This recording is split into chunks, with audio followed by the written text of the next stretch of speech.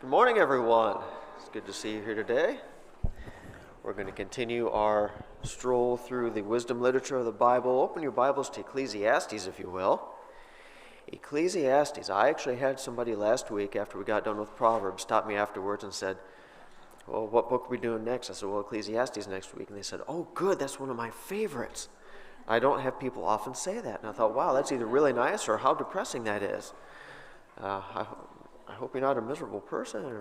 No, but that's good. I'm glad to hear people are interested in Ecclesiastes. My wife said last night, you know what you should have done is put a picture of Eeyore up on the front page of your slideshow, moping around, depressed, sad all the time. And that's the kind of the impression that people have of the book of Ecclesiastes, and it can be that way. If you don't get to the answer at the end, or if you don't really put two and two together what he's saying, it can sound really, really sad and depressing.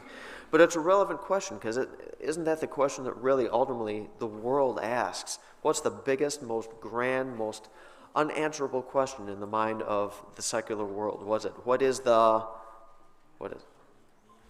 the meaning of life? And there's a whole book of the Bible dedicated to answering that question for you, if you just take the time to read and understand what it is. So Ecclesiastes chapter 1, all is vanity under the sun. I put living life under the curse. We all live our lives under the curse that God instituted in the Garden of Eden due to our own sin. People rebelled against him, and life changed forever, not just for Adam and Eve, but for all successive generations after that. And life is just not the same as it was intended to be. We live in a sinful world. We live in a world full of problems and confusion and emptiness. And people walk around saying, why am I really even here? What is my purpose? Is anything I do even worth it? And not to spoil the surprise here, but for a secular person who does not know God, the answer is no, it's really not worth it. Because there's nothing physically here under the sun that makes life worthwhile.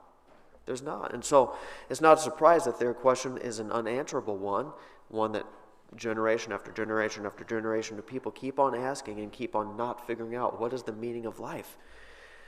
Because if you just look at what is under the sun here, there's not a whole lot to make it worth your while. But we're going to figure out if there is a meaning of life. By the way, there is, throughout the book. But I love how Solomon, I love how he approaches it, because he doesn't just skip to the final answer and move on in kind of a flippant, shallow way. He goes through in excruciating detail, pointing out all the different facets of life, and he evaluates each one and explains to us why this is or is not worthwhile, and why this is or is not worthwhile, and what's wrong with each different area, until finally we think he's completely backed himself into a corner. He's gone through every aspect and facet of life, and he's shown us why nothing is relevant or worthwhile or meaningful or substantive in any way. And then at the very end he says, but here I have found the answer. Here's what it is. But I'm not going to tell you what that is yet. We're going to wait to the end of the book. So life is vanity under the sun, living life under the curse that we have put ourselves under since we rebelled against God. The author of this book is Solomon. We see that because of chapter 1, verse 1. He's described as the son of David, the king of Jerusalem. Fairly conclusive. Also in chapter 1, verse 16, he's the wisest of all in Jerusalem. We know from other passages that God gave him extraordinary wisdom. So this can only be referring to Solomon. Also chapter 2, verse 9, he had the most wealth in Jerusalem. And if you read some of the descriptions of what life was like under King Solomon, enormous amounts of wealth and prosperity in Jerusalem. So much gold that silver was considered worthless. They just throw it away, I guess, or nobody wants silver because there's so much gold in the area. I was just listening to a thing just yesterday. This isn't really relevant to Ecclesiastes, but I thought it was interesting. One of the oldest, I guess, examples of written Old Testament scripture they have of actual physical written comes from a little amulet that was written on, that comes from the first temple period, which would have been David, Solomon, before they were exiled. And I don't know exactly when it was written, but it survived that long because it was written on a little tiny silver scroll, silver leaflet, and they inscribed these little tiny verses out of, I think it was the book of Numbers, on this little tiny scroll and rolled it up, and I think they said it was in a little amulet or a necklace of some kind or something like that. And that's why it survived so long, because it was written on silver. But I thought, that's weird. Why would it have been written on silver of all things? Why would you write Bible verses on silver? And I It's just kind of in the back of my mind. It kind of popped into my mind. Well, I wonder if that little scroll, if that little amulet portion of Scripture wasn't written during the time of Solomon, because there was so much wealth and so much gold. Silver, it says, was considered as almost worthless. They said, what do we do? We got some silver. What do we do with that? I don't know. Why don't we just hammer it out and write some verses on it? And so they wrote out some verses, rolled it up, and put it in the scroll. And then archaeologists find it some 2,500 years later, whatever, and it becomes the oldest physical example of written scriptural material from the Old Testament. So that's a little bit of just, I don't know, bunny trail there going on. And I don't know if it was written during Solomon's time or not, but if I had to guess, I'd say it probably was, because it seems to fit really well. Anyway, continuing on. The readers of this book initially have, of course, been Israel, but again, it's not specific to Israel in any way. You don't have to be in a certain context or Jewish mindset to understand what this is, because it's totally universal. It applies to everyone, which is why the setting also, there's not really a relevant setting. Again, probably it was written during Solomon's time, but that's not really important to the book necessarily. Message is that life under the sun is in itself nothing but meaningless vanity. What do I mean by life under the sun? Why does he keep saying under the sun, under the sun, under the sun? He's talking about physical life here in this lifetime. Most of the Bible focuses not just on this life, but on the spiritual aspect, on eternity future, on the final day of judgment when God sets everything right. Life after this life is what so much of the Bible focuses on in one way or the other. This is a book that focuses almost exclusively on life here on earth, the here and the now. What makes my life right here, right now, worthwhile living? Why do I get up and go to work every day?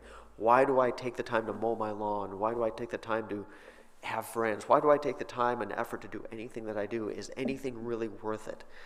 Right here, right now. And we could talk about in eternity, and that's what, like I said, most of the rest of the Bible does. But right here, right now, and especially this is relevant for a person, like I said, who's maybe overly focused on the here and now, who's distracted by the things of this life and not by things that are spiritual. What is it that makes things worth the effort? Or should we all just go home and lay in bed and cry ourselves to death or something like that? You know, is there anything that makes it worthwhile? Structure, I put a little bit difficult to outline in structure. It kind of flows together, but I'm going to divide it up like this. The first 11 verses are an introduction, and Solomon does a good job of presenting the problem. What is the problem? Why am I even writing this book to begin with? The next, say 2 chapters, chapter and a half, is a general evaluation of wisdom and of pleasure. He kind of divides all of life up into 2 categories, the intellectual and the physical. And in a general way, he evaluates both of those 2 sides.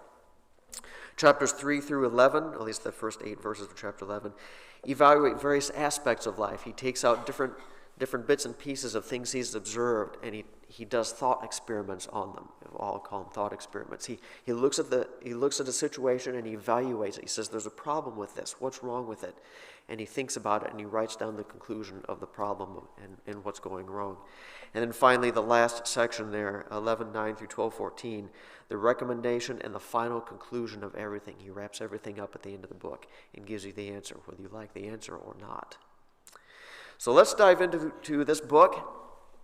It's an interesting book. We don't often hear necessarily sermons on Ecclesiastes, I don't think, or if we do, it's just a reference of a little verse taken here or there to illustrate another point.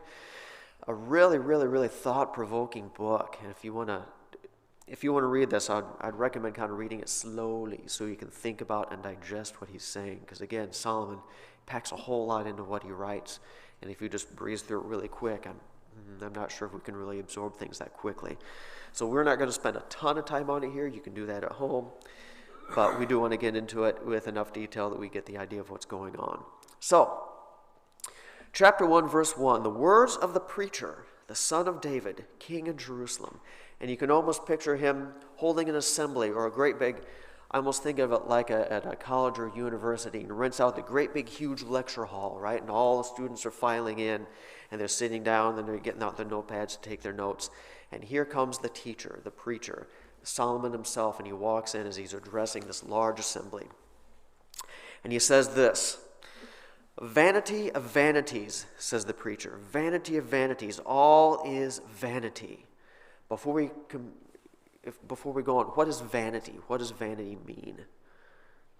If I describe something as being vain, or somebody as being vain, or having a lot of vanity, I'm not talking about the little cabinet in your bathroom, right? I'm talking about something else. What am I talking about?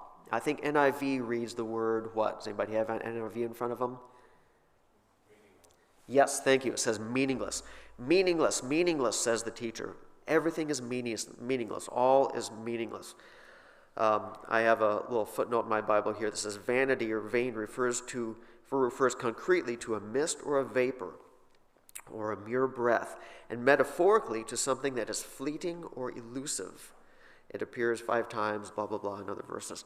So something is very short, something is very temporary, something is very transitory, and nobody's going to put a lot of effort into a breath or a vapor. It was a little misty on the way in this morning as we drove in, and I can guarantee by the time we drive home after church, you know what? It's not going to be misty anymore. It comes and it goes just that quick. And life is like that. He says everything is it's so short, it's so temporary, and if it's so short and it's so temporary and it's going to go away right away, why do I even bother putting effort into something that's so short and so temporary? I'm not going to spend a lot of time fretting about the mist that I drove through this morning because this afternoon it's gone. If it's going to stick around for years and years and years, maybe we'd think about it a little bit more, but it doesn't. It comes and it goes and it's over and it's forgotten. And in a day or 2 or 3, when the humidity and temperature conditions are right, it's going to be misty again, and that's going to come and it's going to go. And a couple of days later, another one's going to come and go, and nobody thinks about it. He says that's what life is like. It's short, it's temporary, it's meaningless.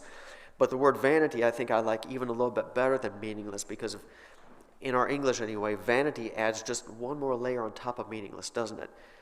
Vanity is a type of meaningless where the person thinks that it may be important when in reality it is not. If you talk to a vain person, they think they're important, they think they're grandiose, they think they're whatever it is, they're brilliant, they're cool, they're popular, whatever, they're vain about themselves, and they think they ascribe importance to this characteristic when in reality it is not. So vanity takes meaninglessness a step further, saying we fool ourselves into thinking that we have meaning when in reality we do not. Vanity, that's what vanity is. And he says, vanity of vanities, says a preacher, vanity of vanities, all is vanity. Everything we do is one great, big, ugly, messed up, tangled ball of vanity. It's meaningless, empty stuff that we ascribe meaning to. We fool ourselves into thinking it's important when in reality it is not. What does he mean? He continues in verse 3, he says, what does man gain by all the toil in which he toils under the sun? We work and we work and we work day after day, in and out, month after month, year after year. We put in work and effort and toil and sweat and labor, and we get tired. What's the purpose? Why do we do all of this? What do we gain by all this long term? And he gives a couple of illustrations here. Verse 4, a generation goes and a generation comes, but the earth remains forever. I've put up there on the screen 3 different pictures of guys. I don't know, are they big enough for you to really see who they are? The first one, the top one on the upper left, looks like they're dressed from what? Probably the Bible times or whatever, back in the early 1st centuries or BC centuries. And then the middle one is what? Maybe a medieval type guy. And the last one there at the bottom is a modern guy holding his little laptop computer or whatever it is. Generations come and generations go. A generation's born, a generation dies. A generation's born, a generation dies. How many of the generations back can we actually remember or appreciate? Frankly, not very many. I think it was a couple months ago I asked how many people could remember the name of their great-great-great-grandpa or something like that. And a couple raised their hands, but not many. Really, our personal memories go back 3, maybe 4 generations that we can name. Beyond that, if we remember a name or 2, we're doing pretty good. And before that, they're completely forgotten. It doesn't matter how smart they were. It doesn't matter how outgoing, how in style and stylish they were. It doesn't matter how rich they are. Completely forgotten. Nothing they did matters. And for the 0.1% of people who are remembered long term, Henry Ford and the automobile and George Washington, founder of our country and first president, even then we might recognize the name and a couple things they did, but we don't really know them anymore. Their personality is gone. Their efforts, for the most part, are gone. And that's for the extreme elite of people who accomplish large things. For the vast majority of people, we have no idea that they even ever existed. And if that's not sad enough, you know what? 3 or 4 generations from now, nobody will know you were here. Nothing you did will matter. All the overtime you put in at work, all the reports you wrote, all the mechanisms you designed, all the cars or computers or clothes or whatever it is you sold at your, whatever it is you do at work, it's not going to matter. I heard one of my kids say just the other day something about high school, right? And I think it was kind of locking into their mind something about going back to visit the high school, and they stopped and said, "Yeah, but nobody there even what knows me anymore. Why do I want to go and visit and spend time there? The people that I was there with even 4 or 5 years ago, they're all gone now. And I go back there and I'm not going to have any friends. And even some of the teachers now have changed and they don't know me. I go back, I'll just be a stranger walking through a building. And I have some memories of this room or that room or what I did here or what I didn't do here. But nobody knows me anymore. They don't care who I am. They don't know I existed. And they don't care to know that I existed." Now, high school operates on a 4-year generation, doesn't it? You're there for 4 years and you're gone. And 4 years from now, everybody that was there, even the freshmen, when you were a senior, are all gone through. So it operates on a 4-year generation. Real life works on a maybe 20 or 25-ish year generation. So it's a little bit longer, but the principle's the same. Generations come, generations go. We forget everybody who was in the past, and future generations will forget everything that happened right now. 50, 75 years ago, nobody's going to care what I have to say here right here this morning. Isn't that encouraging? And everybody said, amen. Yes, thank you.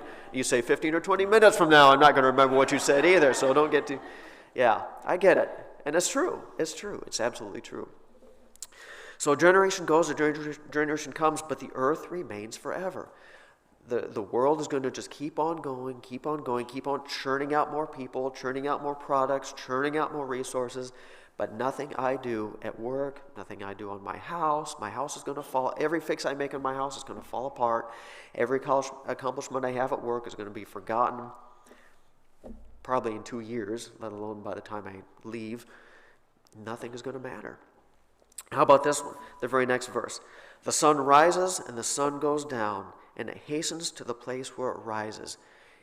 He's not just giving us an astronomy lesson here. What's he saying? He said the sun comes up, it goes across the sky, and it goes down.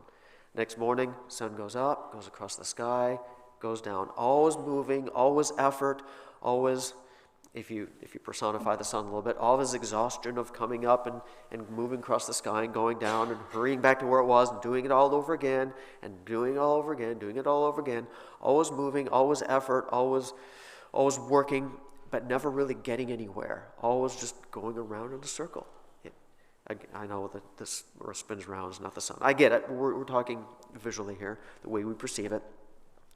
It doesn't really get anywhere. It's just always repeating, but never, you'll never say the sun, say, I've completed my shining quota and now I can take a break for a while.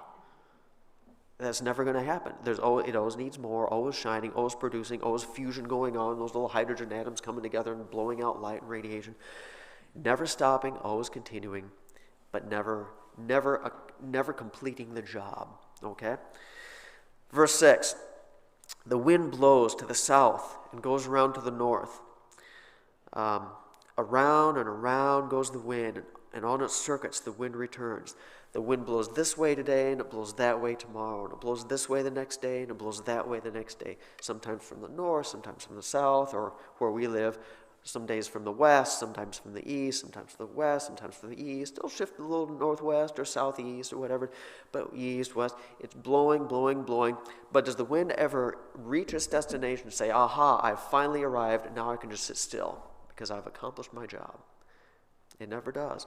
Always effort, always energy, always expenditure of that effort, but never accomplishing a job. Just on and on and on in an endless cycle.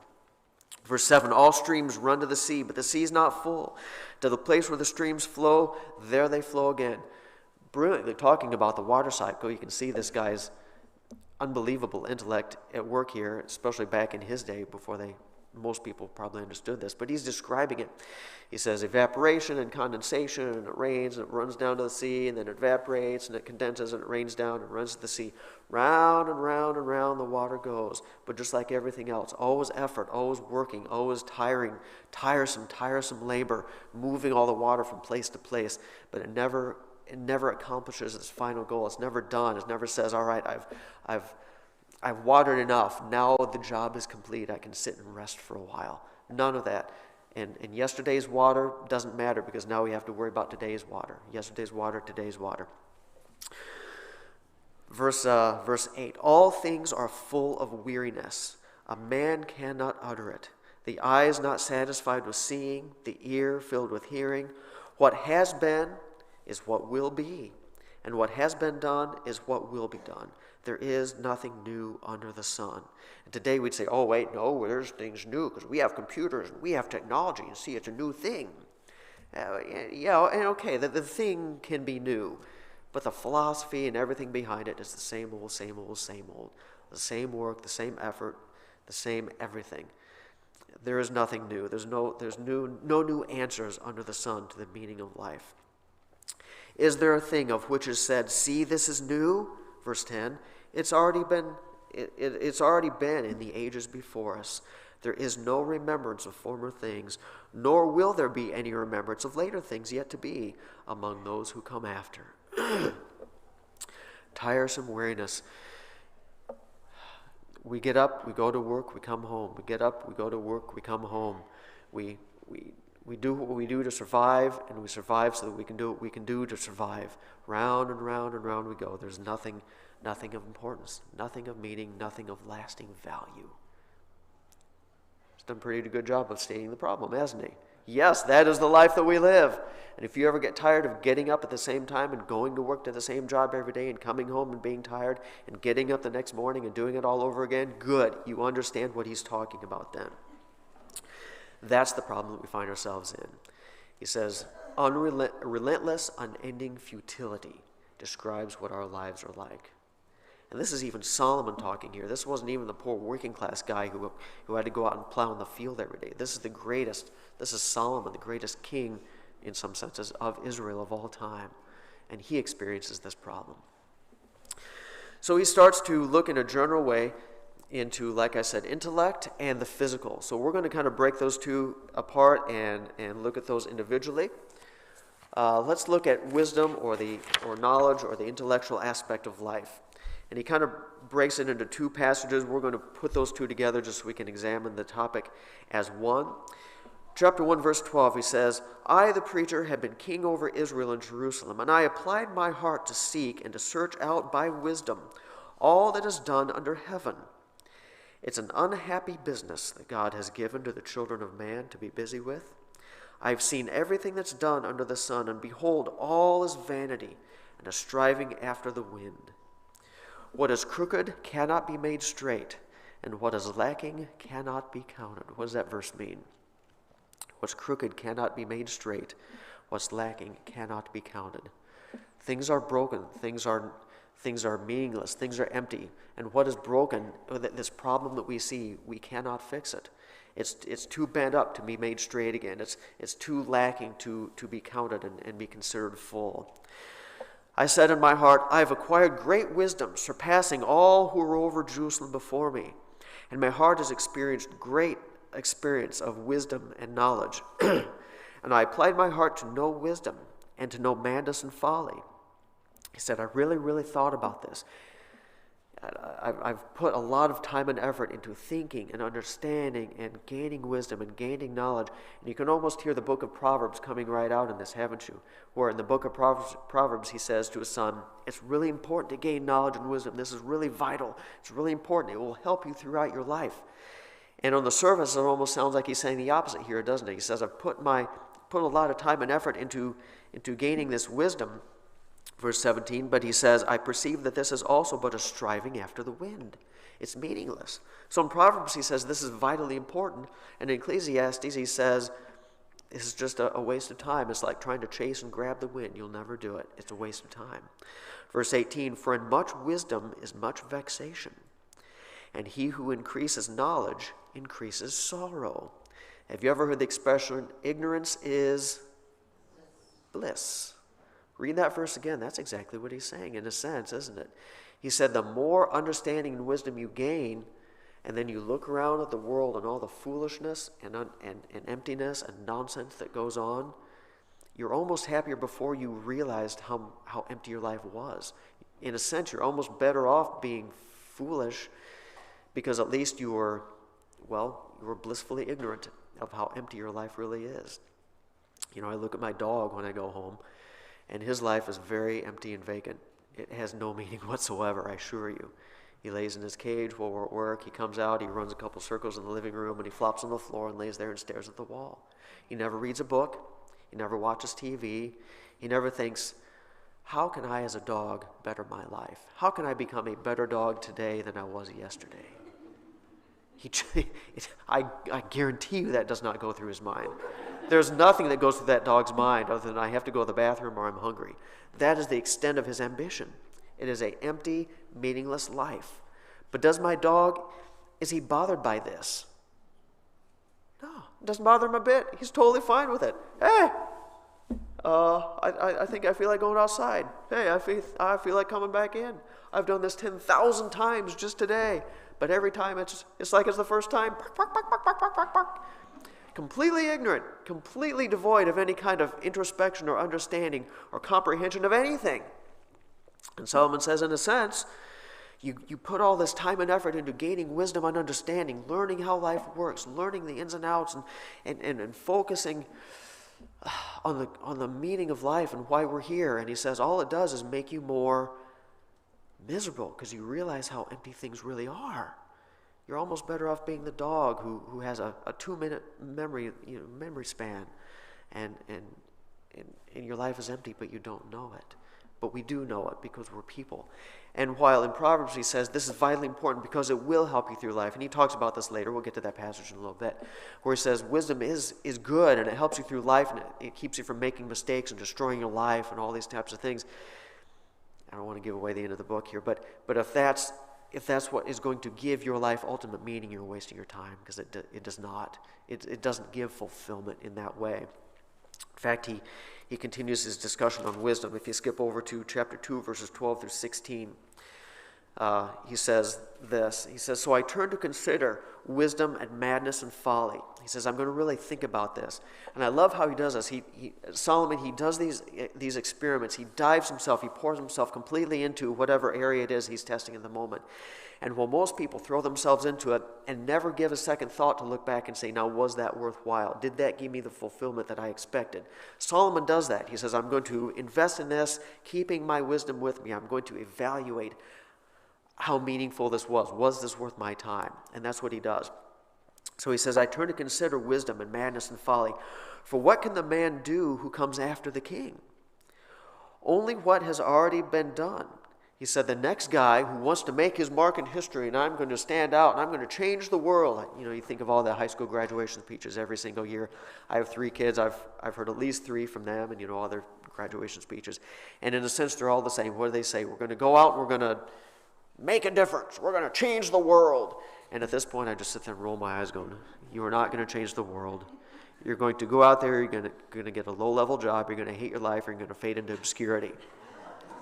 I mean, let's stop fooling ourselves. Okay? You're not going to change the world. There is nothing new. You're not going to be the next superhero. Okay? You're not Superman. So I'm just waiting for the graduation speech. It says, ladies and gentlemen, congratulations, the best years of your life are over. Go get a job and hate your life. We're out. I haven't heard it yet. If I ever give a graduation speech, that's what I'm going to say. I just guarantee that I'll never give any graduation speeches, haven't I? But anyway, yeah, what else can the next guy do that hasn't already been done? If you want to set yourself apart and be noteworthy, what can you do? Well, there's not really much because everything's been done. You can repeat what the last guy did, I guess, but that just puts you on par with the last guy. Verse 13, then I saw that there is more gain in wisdom than in folly. This harkens back to Proverbs. Just like there's more gain in light than in darkness because you can see and navigate your way through without hurting yourself. Verse 14, the wise person has eyes in his head, but the fool walks in darkness. And yet I perceive that the same event happens to all of them. What is the same event that happens to all of them? At the end of it all, they are dead. He elaborates on this later. We'll come back to this. Then I said in my heart, what happens to the fool will happen to me also. Why then have I been so very wise? At the end of your time, the most foolish person you can think of, everybody think of somebody who's really foolish. I'm sure you can think of somebody. The blockhead at work, or the guy that cut you off on the road, whatever. The most foolish, thoughtless person in the world. The moment you both die, who's smarter? Who's smarter? Pretty much even, aren't you? Because in both cases, it is brain off. It is program terminated. File not found. Okay? Discontinued. Plugged. Unavailable. You're dead. Now again, we're not talking about spiritual in heaven and hell and the judgment. We're talking about here on this life.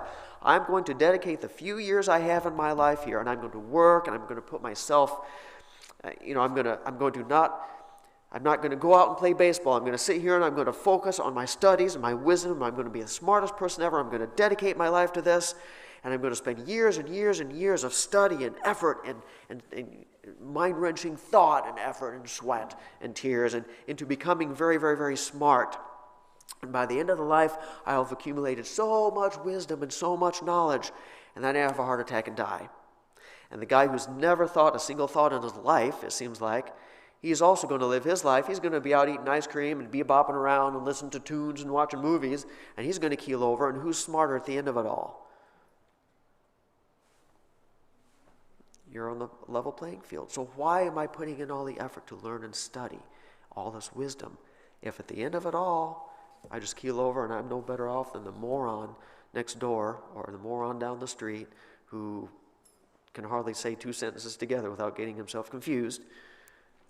And at least he's out having fun and enjoying his life, and I'm sitting here sweating and striving to understand and gain smartness and wisdom that at the end of it all will just be deleted in an instant like that. He says, why? Continuing on, the end of verse 15, I said in my heart that this is also vanity. It's meaningless. It's pointless. I think it is meaningful at the beginning of it, but in reality, I realize I've just been fooling myself. It is vanity. Verse 16, for of the wise as of the fool, there is no enduring remembrance, seeing that in the days to come all will have been long forgotten. How the wise dies just like the fool. And so I hated life because of what it has done under the sun was grievous to me, for all is vanity and a striving after the wind. He says, I've put more time and effort into thought and study and everything than anybody else, and I realize it's just empty and meaningless.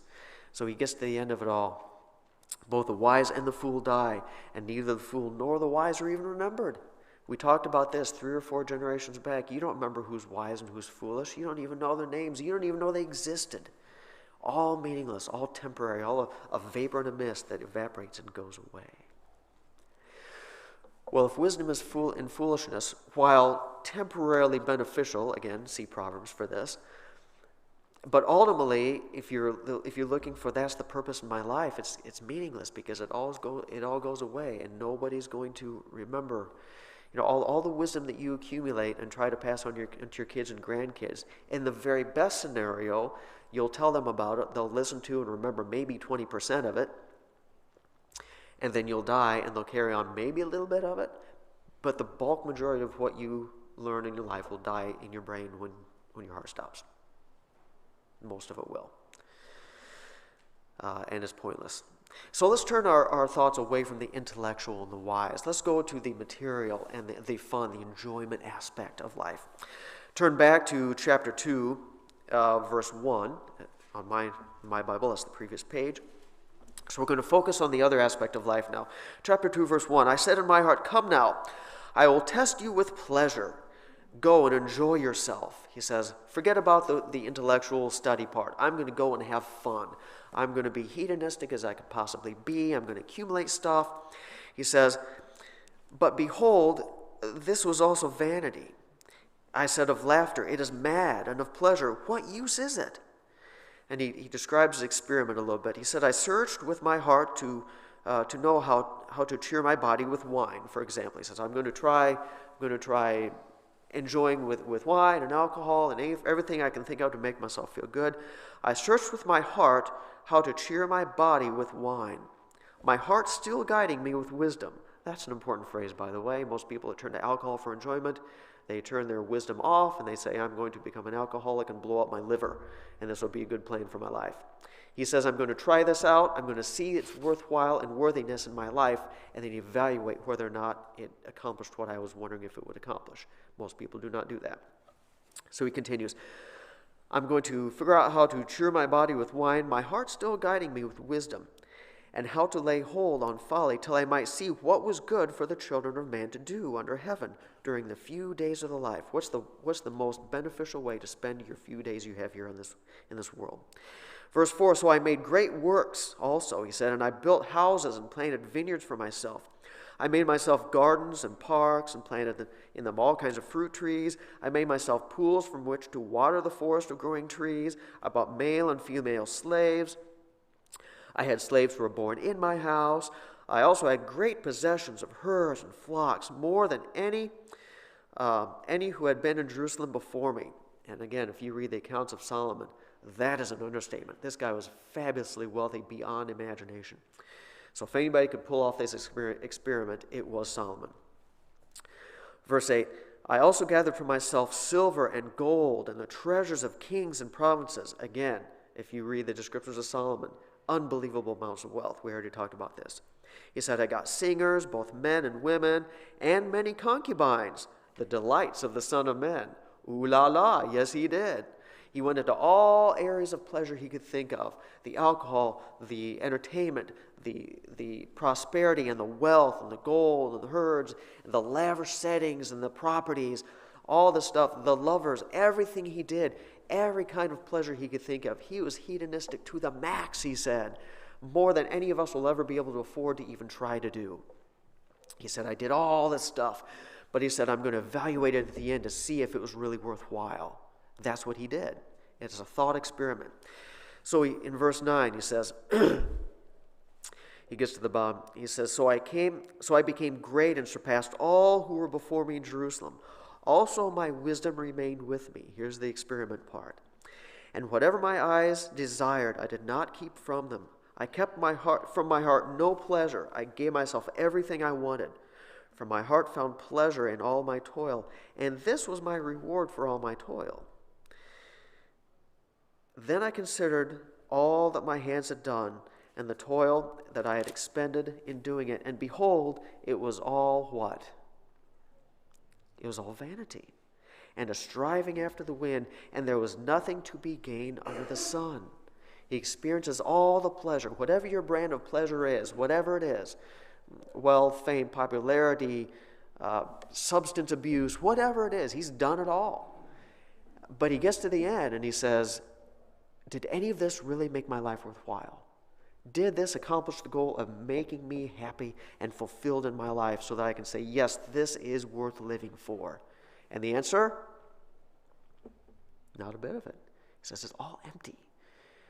Did you ever wonder why when you look in the news and there's been another wealthy, famous celebrity or whatever die in Hollywood, not always, but most of the time, before you even read any further in the article, you can say, I know it's probably one or two things. It's what, either overdose or suicide. Doesn't that seem a little ironic to you? They have it all. They have the fame, they have the wealth, they have the hedonism, they have all the stuff. And so many of them die from overdose, trying to hide from my feelings in life, or suicide. I'm just going to take it all and end it all because it's not worth it. Why is that?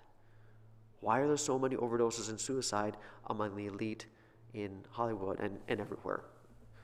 Why? Because of what Solomon just said. It is not worth it.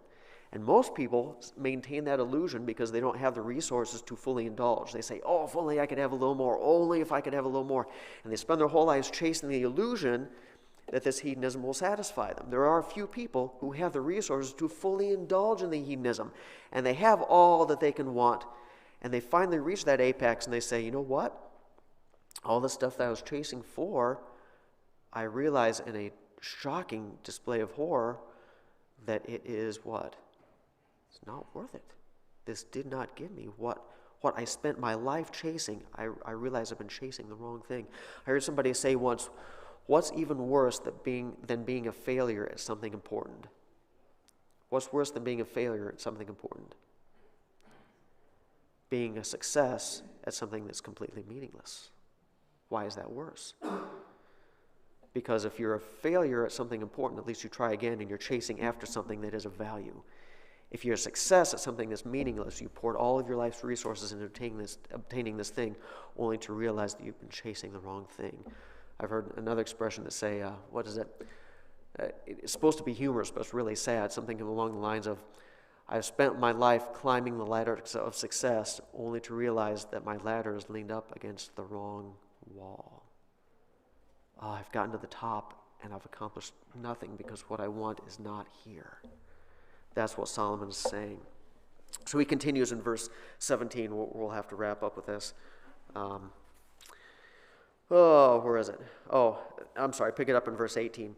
So I hated all my toil in which I toiled under the sun, all the resources I poured into this hedonism and prosperity and wealth and all the stuff. I hated my toil. I hated it all because it stole my life and it gave me nothing in return. Seeing that I must leave it to the man who will come after me. Everything I've accomplished, not only did it not give me satisfaction, at the end of my life I have to give it all away to somebody else. And who knows whether he will be wise or a fool. Yet he will be a master of all for which I have toiled and used my wisdom under the sun. This also is vanity. You think of the wealthy CEOs and stuff, people that spend their lives pouring into a company to build it up and become a millionaire, and they destroy their marriages, and their kids hate them, and they have no life. Their whole life is this company, and they die, and they leave it to their son. Their son's a moron, and he drives the company into the ground. It's all a waste. What a waste, what an empty use of resources. This also is vanity. Verse 20, so I turned about and I gave my heart up to despair over all the toil of my labors under the sun.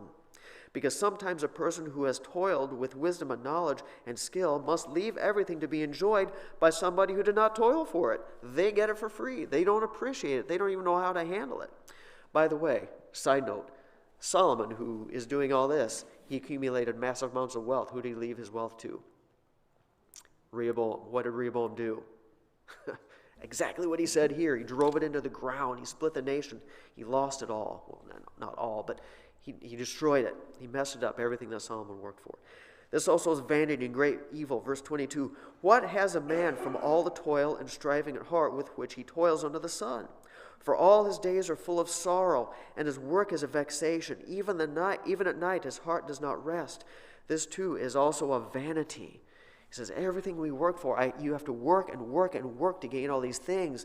And in the end, not only does it not give you satisfaction, you have to give it all away to somebody who didn't work for it. They, in all likelihood, are going to squander it, and it's going to be a waste. All these together, he says, it's all meaningless, vain waste. It's a breath. It is worth nothing. Did you see that? Did you catch that breath?